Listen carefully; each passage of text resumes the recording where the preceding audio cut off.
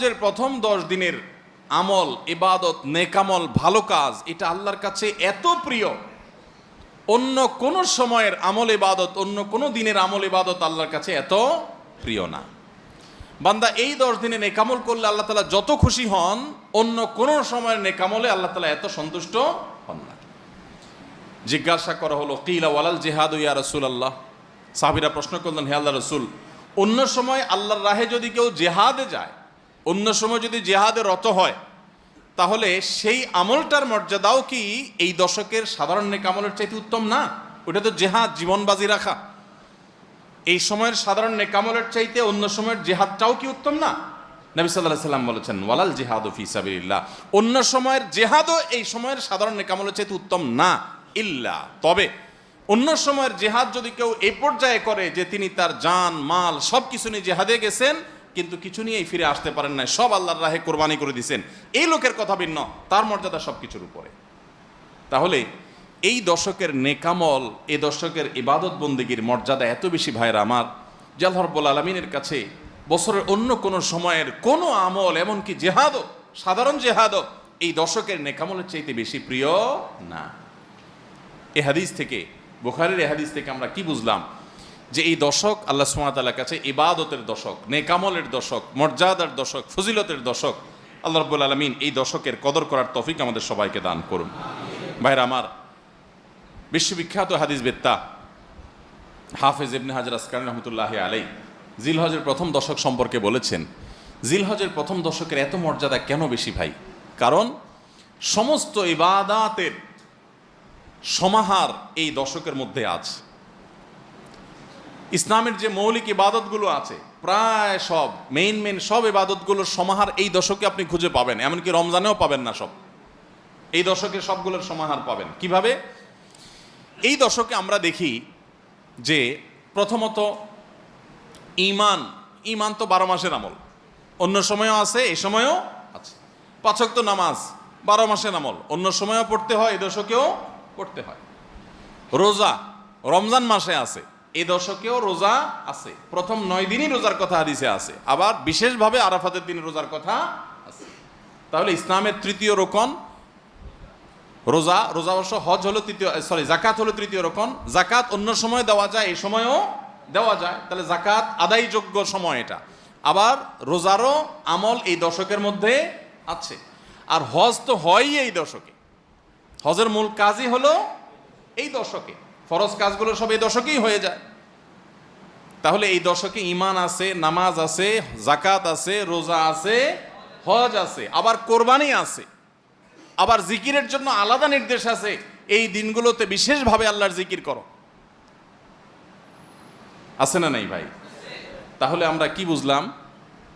এই দশকে সমস্ত ইবাদতের কি আছে? সমাহার আছে, সমস্ত ইবাদতের নজির আছে। এই জন্য এই দশকের মর্যাদা অনেক বেশি। আল্লাহ রাব্বুল আলামিন এই দশকের মর্যাদা এবং কদর আমাদের সবাইকে করার তৌফিক নসিব করুন।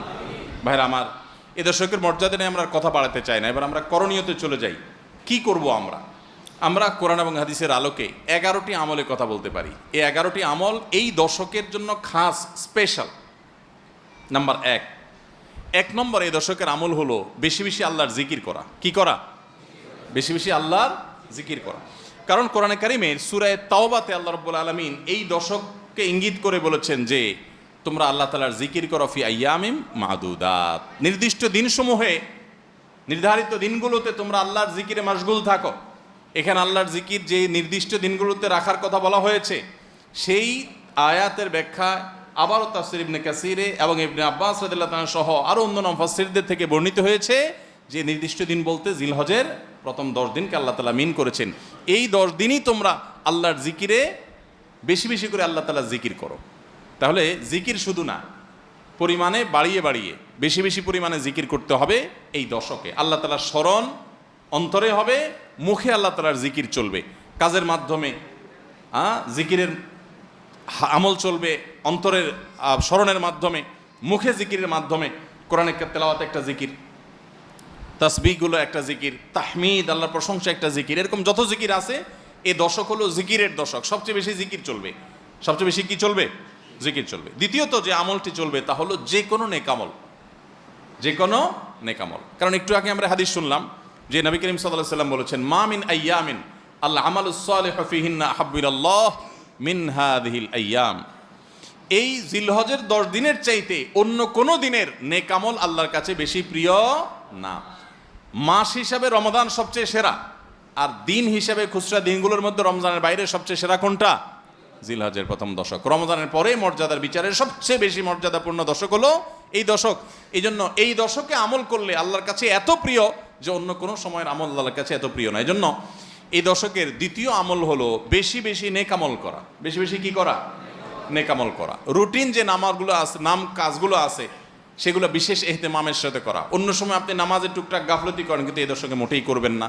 অন্য দশকে আপনার ফজরের জামাত একটু মিস হয়, এই দশক মোটেই করবেন না। আগে থেকে ইহতেমাম থাকবে যে এই দশক কোনোভাবে ইবাদত থেকে আমি যেন দূরে না থাকি। আল্লাহ তাআলা আমাদের সবাইকে আমলের তৌফিক দান করুন। তাহলে 2 নম্বর আমল হলো বেশি বেশি নেকামল করা এই দশকে। রুটিন নেকামলগুলো যেগুলো সবসময় করতে হয়, এগুলোকে বিশেষ ইহতেমামের সাথে করা, আর আরও নফল আমল বাড়িয়ে বাড়িয়ে করা। আপনি অন্য সময় কোরআন তেলাওয়াত খুব বেশি করতে পারেন না, এই দশকে কোনো অবস্থাতে ছাড়বেন না। অন্য সময় তাসবিহ তেলাওয়াত খুব বেশি হয় না, এই দশকে কোনো অবস্থায় ছাড়বেন না। অন্য সময় নামাজে খুব বেশি খুশু ধরে রাখতে পারেন না, এই দশকে চ্যালেঞ্জ থাকবে যে ধীরস্থিরতার সাথে মনোযোগের সাথে নামাজ পড়ব। এভাবে নেকামলের কসরত করতে থাকবেন আল্লাহর প্রিয় পাত্র হওয়ার পথে। আমরা এগিয়ে যেতে চাইলে এই দশক, এই 10টা দিন আমাদের জন্য বিরাট বড় একটা সুযোগ। আল্লাহ আমাদের সবাইকে তৌফিক দান করুন।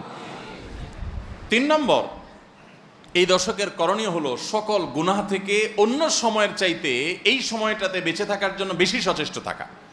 গুনাহ তো 12 মাসই আমরা করব না, কিন্তু এই দশক গুনাহ না করার ব্যাপারে চেষ্টাটা একটু বেশি থাকবে।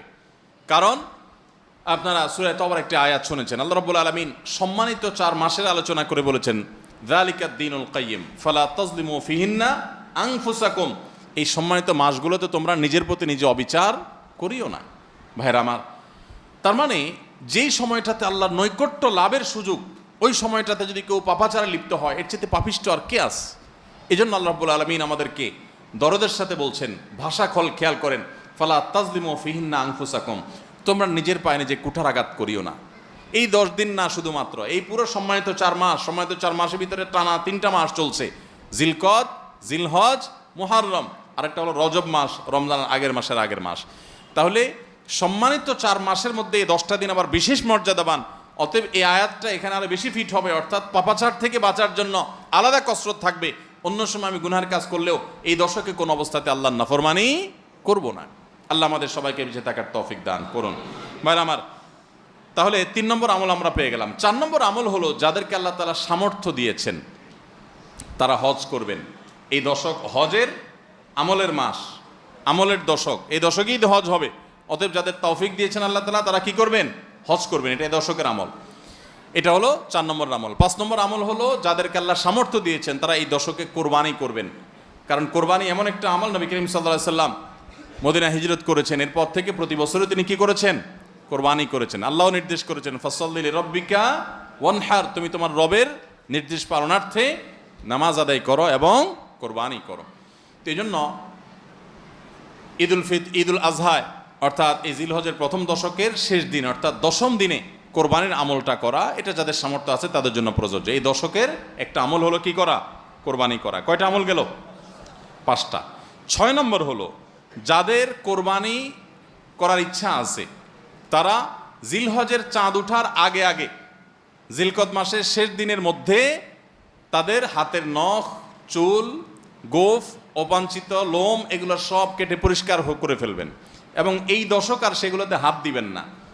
কোরবানি করে তারপরে সেগুলো পরিষ্কার করতে চাইলে করবেন, এই দশকে আর হাত দিবেন না। নবী সাল্লাল্লাহু আলাইহি সাল্লাম বলেছেন, মান আরাদা আন ইউদাহিয়া ফালা ইয়াখুয মিন শা'রিহি ওয়া আযফারিহি শাইআ, যে ব্যক্তি কোরবানি করার এরাদা করেছে, নিয়ত করেছে, সেই জন্য তার চুল, নখ এগুলো না কাটে ওই 10 দিন। জিলহজের চাঁদ উঠছে আর কাটবেন না, চাঁদ উঠার আগে আগে কেটে ফেলবেন এবং কোরবানির পরে যায় কাটবেন, এই 10 দিন বিরত থাকা।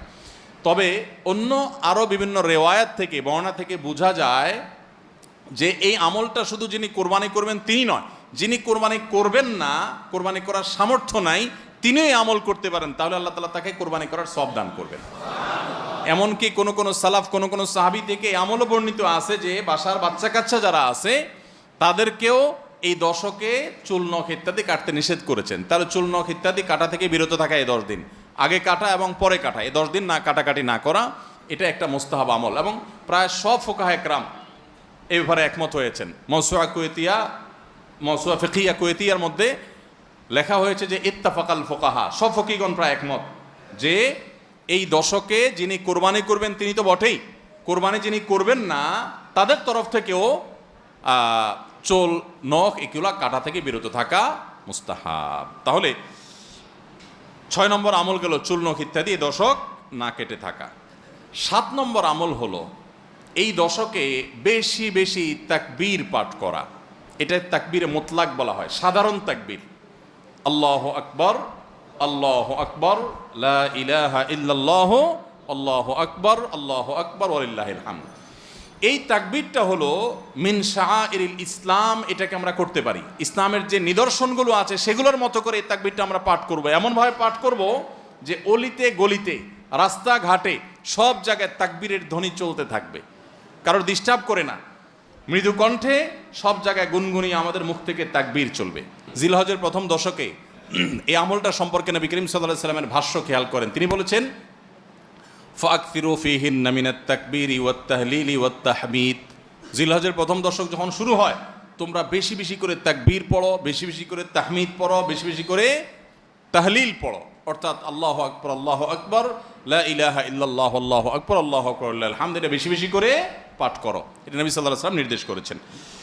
তাহলে কয় নম্বর আমল গেল? 7 নম্বর আমল বেশি বেশি করে তাকবীর তাহমিদ তাহলিল পড়া। 8 নম্বর আমল হলো এই তাকবীর তাহমিদ তাহলিলটাই বিশেষভাবে পড়া।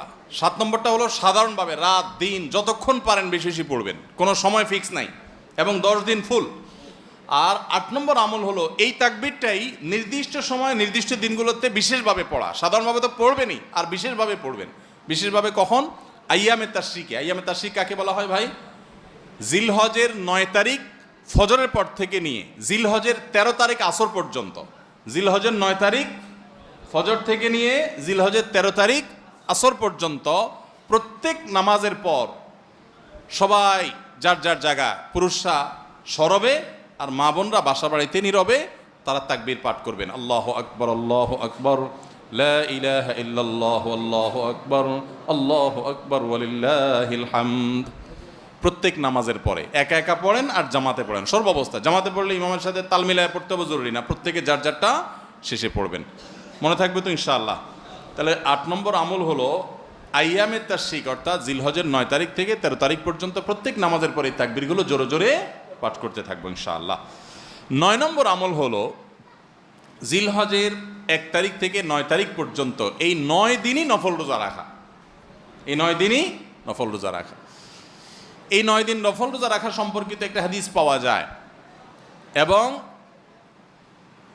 এই 9 দিনের নফল আমল সম্পর্কে মওসুআ ফিকহিয়া কুয়েতিয়া, কুয়েত থেকে প্রকাশিত ফিকহ বিশ্বকোষ, সেখানে বর্তমান সময়ের সবচাইতে অথেন্টিক ফতোয়ার কিতাবগুলোর মধ্যে থেকে, প্রসিদ্ধ কিতাবগুলো থেকে একটা, ফতোয়ার কিতাবগুলো থেকে মওসুআ ফিকহিয়া কুয়েতিয়া, সেখানে লেখা হয়েছে যে ইত্তাফাকাল ফুকাহা, সমস্ত ফকিগণ এই ব্যাপারে একমত যে জিলহজের 1 তারিখ থেকে 9 তারিখ পর্যন্ত এই 9 দিনই রোজা রাখা মুস্তাহাব। এই 9 দিন রোজা রাখা মুস্তাহাব।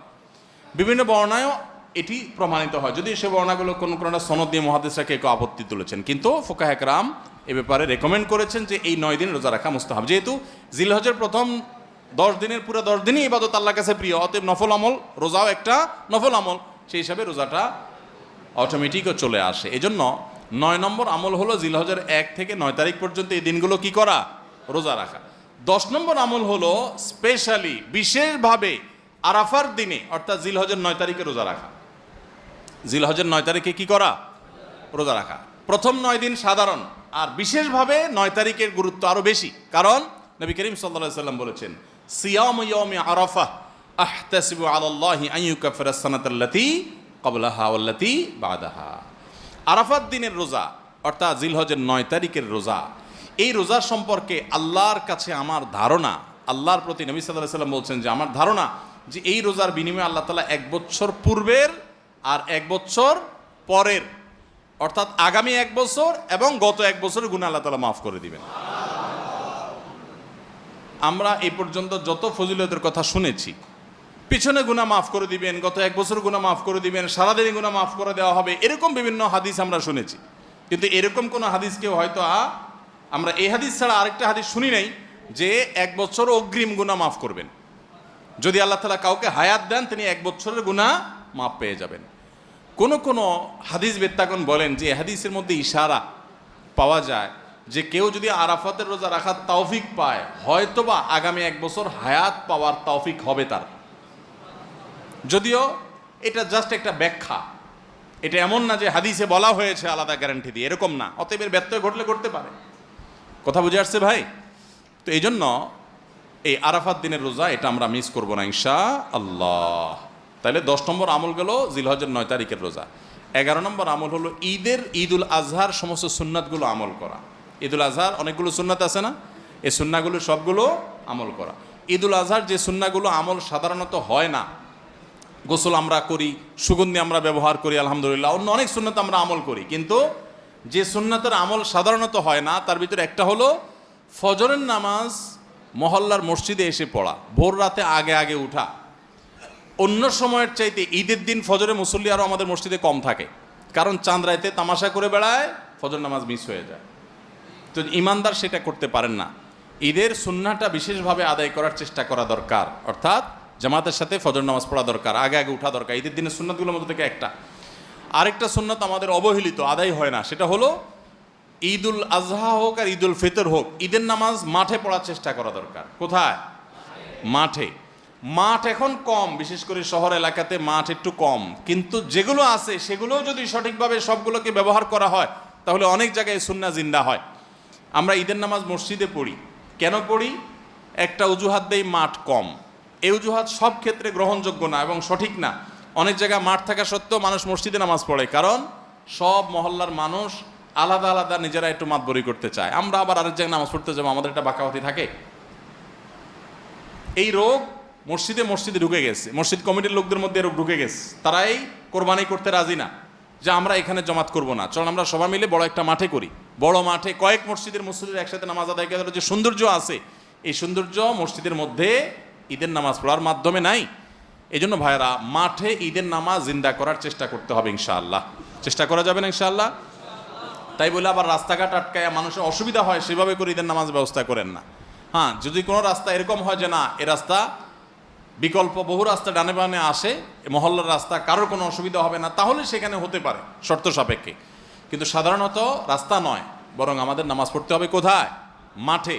এবং ঈদের নামাজ মসজিদে আদায় করবেন না, মাঠে আদায় করবেন। এই আওয়াজটা সর্বত্র তোলা দরকার। শহর তো বটেই, গ্রামে পর্যন্ত এখন প্রত্যেক মসজিদের নামাজ হয়। কেউ কাউকে মানতে রাজি না, আরেক জায়গায় ঈদগাহে নামাজ পড়বো, আমাদের ইজ্জত থাকে নাকি? তো এই লোক ইসলাম বুঝে নাই।